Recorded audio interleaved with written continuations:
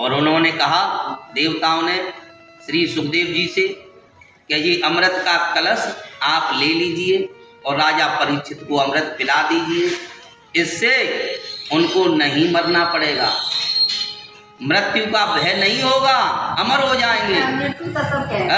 लेकिन हमें कथा का पान कराइए, हमें अमृत रूपी कथा है उसका पान करा दीजिए और परीक्षित को अमृत का पान करा दीजिए। फिर भी सुखदेव जी ने उन देवताओं की हंसी उड़ाते हुए कहा, काका चाह कह मणि महान। उन्होंने कहा, कहाँ कांच और कहाँ मणि की बराबरी कर रहे हो, जो अमृत है वो कांच के समान है और जो कथा है वो मणि के समान है, इसलिए तुम्हें ये मणि नहीं दे सकते हम।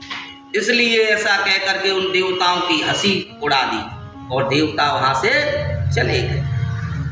ऐसी श्रीमद् भागवत कथा की महिमा है, जिसको मनुष्य सुनता है, पढ़ता है, सभी वैकुंठवासी हो जाते हैं, गोविंद के ध्यान में मग्न हो जाते हैं, गोविंद के चरणों में स्थान प्राप्त करते हैं। बोले श्रीमद् भागवत महापुराण की जय।